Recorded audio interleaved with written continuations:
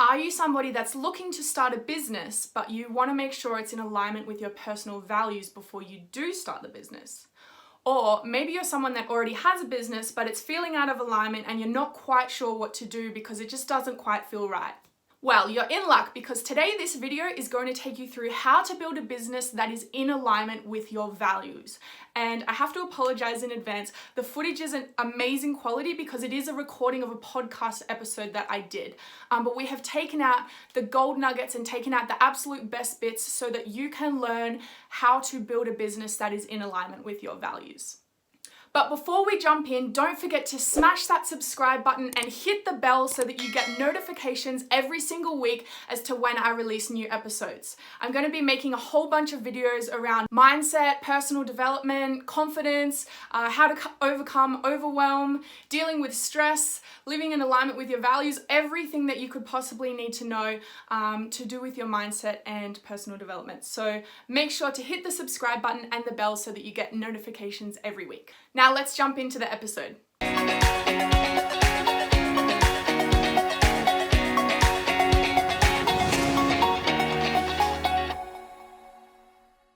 Okay, guys, welcome to episode 4 of the Millennial Business Podcast. I am so pleased today to be joined by Charisse, who is from the UK. I absolutely love her accent. It is so cool for me. Very different to my Aussie accent. She's basically building an amazing empire, Millionaire Business Mind podcast she runs. She also has MBM Digital. Charisse, thank you for joining me today. Thank you so much for having me on. First of all, I guess I feel in this space, so many people when they're first starting out feel that they need to do work for free just to get some experience and just to get some clients under their belt and I guess get some good references or some good feedback. Mm-hmm. How were you able to make the decision to say, no, okay, I actually think I need to start charging for these services now, as opposed to keeping on just doing them for free? Because I know a lot of people would be struggling with how to make that decision or when to make that decision. So do you have anything that might be able to help in that regard? For me, I just sat down and I thought about the amount of value that I'm able to provide to someone. So I'm always studying up, and I've invested in quite a few different courses. I've invested in quite a few different coaches, and I've also had mentors.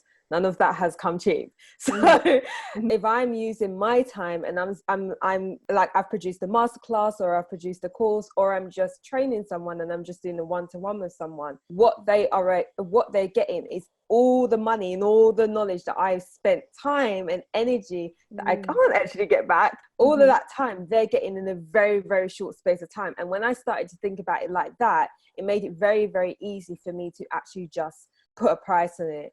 And also at the beginning, it was kind of difficult because I was looking at what other coaches were charging. And also for my web design company, I was looking at what other people were charging. And I realized that actually that's the wrong way to go, because everyone has their own different value. So comparing yourself against other people is just no. You just have to stay in your lane and kind of test out the waters and see what works for you. So it sounds really weird, but it's a technique that I use.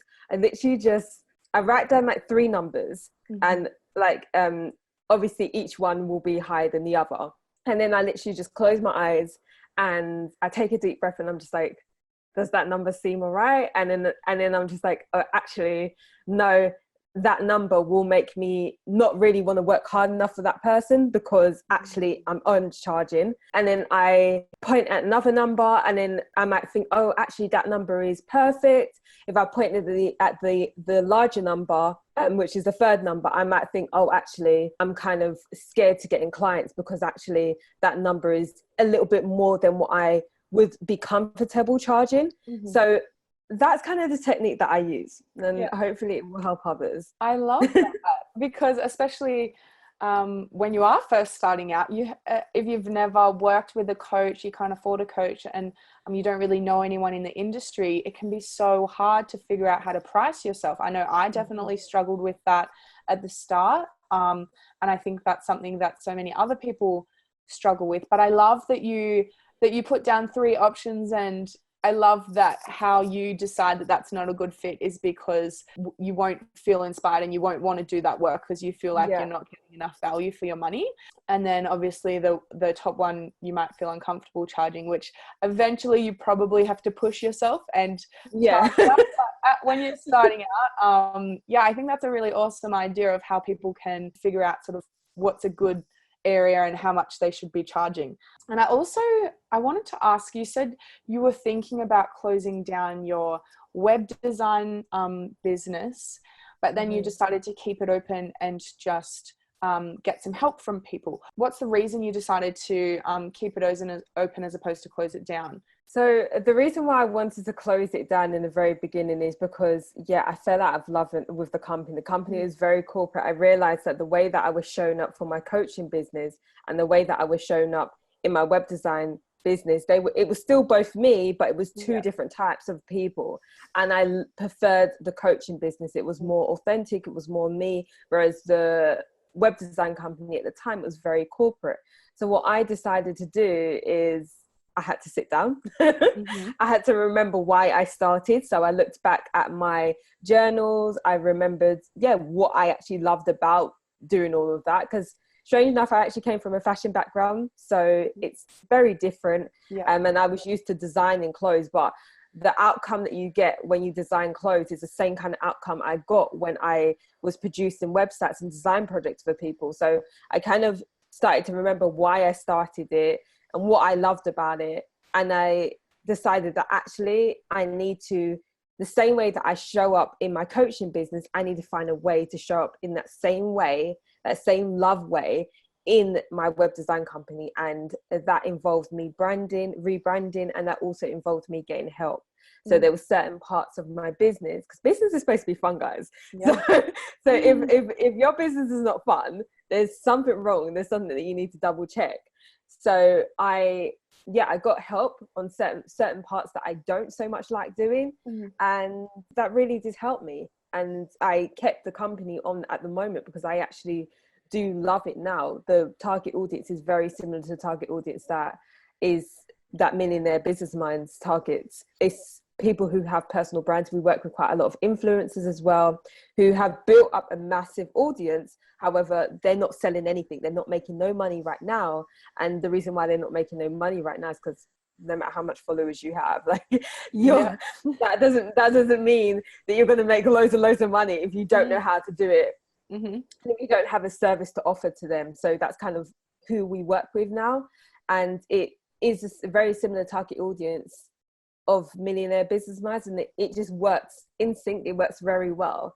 And I also had to come to the realization that my income would drop a little bit as well, because quite considerably, because my web design company, of course, loads of people leave websites. So at the beginning, I was doing websites for electricians, plumbers, like loads of different people I was doing websites for. And that was what was draining the life out of me. Those projects were absolutely horrendously boring for me. So that was draining life out of me. But now the projects are fun. And that's what made me decide that keeping the company would definitely be a good thing. And it's something that I know that people often want. So when people do work with me and have one-to-ones with me, it's just convenient that actually we have an in-house team as well that can take care of the rest of the stuff for them. So yeah, that's amazing. And I think it's so important for business owners to really always, I guess, take a little bit of time out of your business, because you can get so stuck in the everyday grind and you can just feel so bogged down by everything, and like you can never catch a break and you can never sort of feel the same way as you did when you started. But really, if you take some time out, that's why it's so important to rest. Even like on the weekends, just giving yourself one day where you don't look at your emails or you don't respond to those messages about work, and go and doing something that you love, just to feel inspired again and get your creative juices flowing, and really always sort of be working in your highest potential. I think that's so important. And so many business owners really struggle with that because they just think, the more hours that they put in, the better it's going to be and the easier it's going to get. But it's not about, well, for me anyway, it's not about that end point. It's about the journey and how you need to be happy going along in your life, and you need to enjoy your every day to day. You can't feel miserable and you can't feel like you don't like the work that you're doing. So that's amazing that you were able to move through that and then build a team around you that can support you in doing the things that you're not so passionate about. How did you hire your first person? Because so many people get scared about that, and especially taking on their first employee. It can be so daunting. How did you go about doing that process? Well, at the beginning, it was kind of difficult for me. Reason being is just because I am used to doing everything by myself. And like, for example, if there was a task and it only took me 20 minutes, for me, I was thinking, oh, it only takes me 20 minutes. I can do it myself. But I needed to get into the headspace and remembering that actually, yes, you could do it yourself. But if you actually just gave that to someone else, you could spend that 20 minutes actually working on your company instead of within it, which is what I was doing for quite a decent amount of time. And what I actually did is I jumped on LinkedIn. So LinkedIn is where I have majority of my connections. I know not many people use that platform, but yeah, I have a lot of my connections is on LinkedIn, and a lot of the people that reached out to me and was working with me, I already built up that trust with them. So it was pretty easy for me to say, okay, I'm going to hire you. Yeah. And some of those people were, they were just really, really loyal. But I tend to take on people that don't necessarily have certain, like, it depends on the job. So if the job requires like a certain amount of skill set, I make sure that I take on those people that already have that skill set instead of people that I need to train. Reason being is because in the beginning, I did take on a few people that didn't have the skill set that they needed. And all it did was, it stressed me out slightly because I had to train them. I was spending the time that I should have been spending just working on the company, I was spending training them, even though they were actually in the company as well. It's supposed to be helping me, but it wasn't quite helping. So for certain parts of the business, yes, I do need to hire the right technical skills. And you kind of just have to wing it on the way, because I never worked in recruitment or anything. So I just winged it. And I also realized that with me, it's personality over so much of your CV. For a lot of the people who I hired, literally when I spoke to them, after looking at their CV, looking at, the different skill sets that they have, and it doesn't matter when it comes to digital marketing or certain softwares, you can learn those things at home. So you don't necessarily need fancy qualifications to do all of what I require of someone. But what I did start doing after a while is paying attention to the conversations, how the conversation flows. So if I really vibed with you and I really got on with you, I knew that you needed to come in the business, because you were going to be someone that was going to absolutely light me up. And that's what I need. I only have a certain amount of energy in the day. And if I have someone that is kind of just, it's not exactly like we don't vibe together, but you don't have that, our energies don't really gel. It's like, you're not going to help me vibe. You're not going to help me light up inside. With the people who I gel with, it's quite often, like, for example, I come up with an idea and they'll say, oh, Charisse, that's a good idea, but if you add XYZ, this could make it better. It's a lot of collaboration. Whereas what I find anyway, if you hire people who you don't so much gel with like that, they often just do exactly what you tell them to do, and that's it. And when you are running a business, you kind of need people that will think outside the box the times when you need them to, because you just don't have the energy to think of absolutely everything. 100%. I totally feel you on that. And especially because you I guess came to the realization that you need to be working in your genius zone. You didn't want to be doing those other tasks. So when you're working in your genius zone, you obviously want other people that are going to help with your ideas and help with your energy and just keeping you vibing high. You don't want someone sort of dragging you down, or not so much dragging you down, but you don't want someone who's not on that same level that you are. And I am curious about how when you decided you wanted to move into the coaching space. I know a lot of people who are coaches, and like one day I would love to get into the coaching space, but it's scary and I don't really know how, I guess, you would take the first steps. So for those of us who might be interested in getting into the coaching space, how did you go about that process? So I just winged it with everything that I do. I wing a lot of it. And as I stated previously in the beginning of the interview, I did have people that were coming to me and wanted digital design skills. So I was doing it already for free. So it was kind of easy for me to drop into it. Yeah. For me, it was slightly different. I actually ran away from the title. So the title was kind of there, but I just ran away from it for a very long time. Yeah. So I think if anyone wants to actually wants to go into coaching, if you come from a background where you have been working as a consultant or a strategist, or you have been working as a freelancer, then you know if you have a gift to share to people. And I honestly my advice is to just go and do it. Just stop thinking about it and just go and do it. There's no right and there's no wrong way of doing it. Yes, there's so many coaches out there and they're all doing amazing stuff, but that doesn't mean that you can't do just as amazing stuff as what they are doing.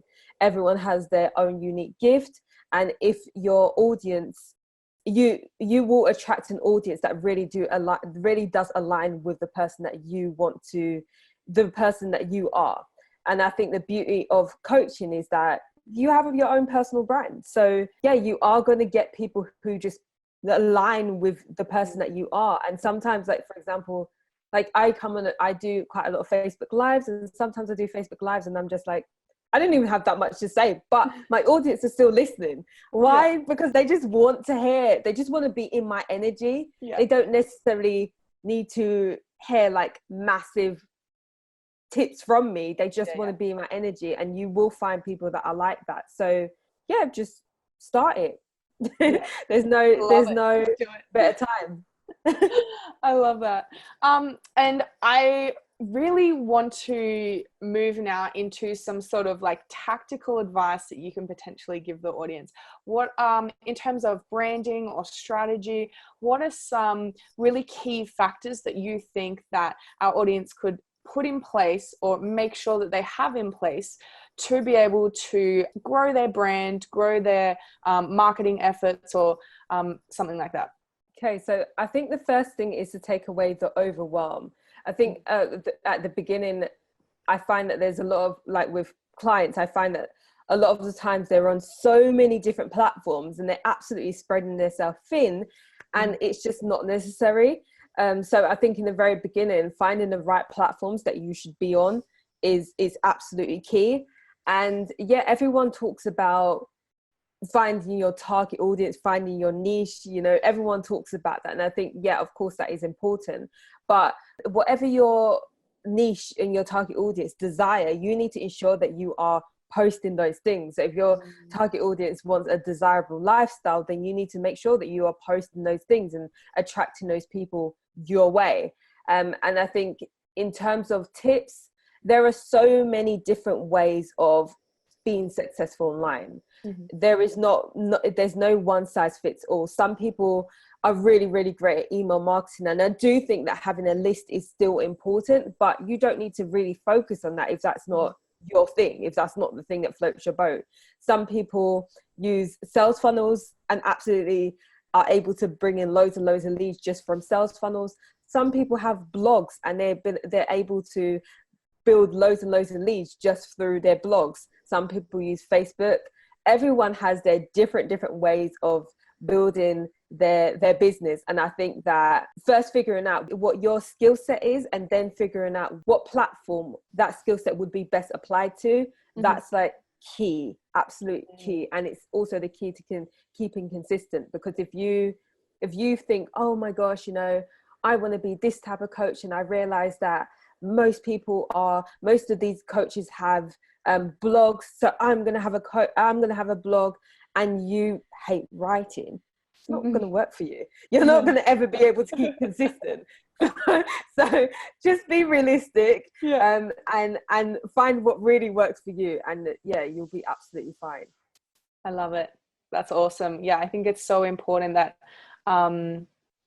especially when you need to be showing up so consistently on social media for your audience, it's really important to find what works best for you. If you love videos and you love recording yourselves, maybe Facebook is for you because you can do Facebook Lives every day. Or obviously if you love photography and the more creative side, then Instagram or potentially Pinterest as well.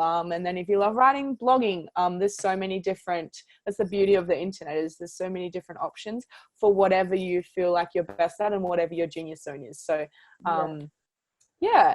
And now I like to finish off my podcast with this little thing. I channel my inner Nickelback, and I'm like, if today was your last day, if tomorrow was too late. So if today was your last day and tomorrow was too late, what would be your message to the audience if this was the last thing that you could say to the world? On the spot now. You can't get that terrible singing out of your head. You're like, what was that? No, it's the question. The question has got me caught. I'm just like, okay, what would I say? Well, I would say just be yourself, own your gifts, and don't wait to share it to the world. I love that. I absolutely love that. Really powerful. Thank you so much for joining me today. I've had an absolute ball chatting to you. Please tell the audience where they can find you online, and where they can find you online. I don't have anything after that. Okay, so you can find me in my Facebook group. That's where I'm usually hanging out. I do multiple different Facebook Lives. You can find me there. I will have a masterclass coming out soon, but I don't actually have the fixed date. So if you join my Facebook group, you'll know everything. So yeah, that's about it. Awesome. Do you want to tell the audience the name of your Facebook group? Oh yeah. So the name of my Facebook group is Millionaire Business Minds. Beautiful. I love it. I am so excited to be able to follow your journey and I guess be a part of your world now, because it's such an amazing world, and I love that we've connected online, and I'm so happy that we got to record this today. So Charisse, thank you so much for joining me, and until next time. Okay, and if you guys enjoyed this episode today, please make sure to hit the subscribe button and the bell so that you get notifications every single week as to when I release new episodes. We're going to be producing a whole bunch of value for you, so make sure to hit that subscribe button and the bell. If you would like to reach out to me and you need support in how to build your business in alignment with your values, and you might potentially be interested in some coaching, please shoot me an email or pop it down here, coachtaylorvictoria@gmail.com, and I can help you out. We can talk about a bit of a strategy, talk about your values and how you do want to make your business in alignment with them, and how I can potentially support you. And until the next video, bye!